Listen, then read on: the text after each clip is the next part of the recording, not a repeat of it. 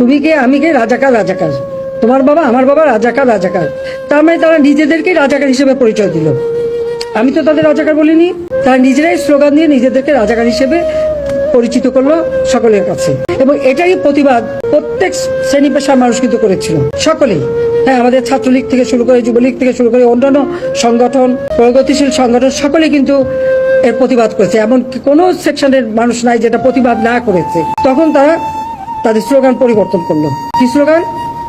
চেয়েছিলাম অধিকার, হয়ে গেছি রাজাকার। আরে রাজাকার তো আমি তোমাদের করি নাই, তোমরা নিজেরা স্লোগান দিয়ে তোমাদেরকে রাজাকার করছো। তোমার স্লোগান দিয়েই তোমাদের পরিচয় দিয়েছো। তোমরা শুধু না, তোমরা রাজাকার, তোমার বাবা রাজাকার, এটা তো তোমরাই করেছো। এটা কোন ধরনের কথা? একটা মানলে আরেকটা, আরেকটা মানলে আরেকটা। এক দফা কোটা সংস্কার, তার থেকে চলে গেল 3 দফা, তারপরে 6 দফা, তারপরে 8 দফা, তারপরে আবার 4 দফা। যখনই যেটা চাচ্ছে দিয়ে দিয়েছে আরো একটা দফা। এই করতে করতে যখন প্রজ্ঞাপন, আইনমন্ত্রী বললেন এটা তো সময় লাগে। তারপর আইনমন্ত্রী কিন্তু বলে দিলেন যে আমি মঙ্গলবারে প্রজ্ঞাপন করে দেবো। ঠিক সেই মতো প্রজ্ঞাপনও করে দেওয়া হলো।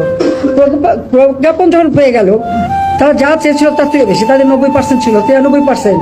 আর মুক্তিযোদ্ধা ছেলে মেয়ে সন্তান লেখা হলো। তো মুক্তিযোদ্ধার সন্তানদের তো এখন আর ওই বয়স নাই যে 30 বছরের কেউ না, যে তারা এখন চাকরি পাবে।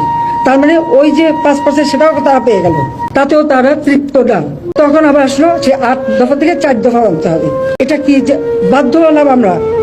যখন চারিদিকে এভাবে আগুন, এই টেলিভিশনে যখন আগুন লাগলো, এখানে হাজার হাজার লোকের টেলিভিশন আক্রমণ করছে।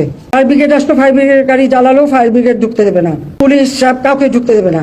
তাদের উপরে হামলা হলো, আগুন দাও দাও করে জ্বলছে। তখন আমি হেলিকপ্টারে করে পানি দিলাম, অন্তত এইভাবে পুড়ে যাচ্ছে সব, হেলিকপ্টার থেকে পানি ছাড়ো।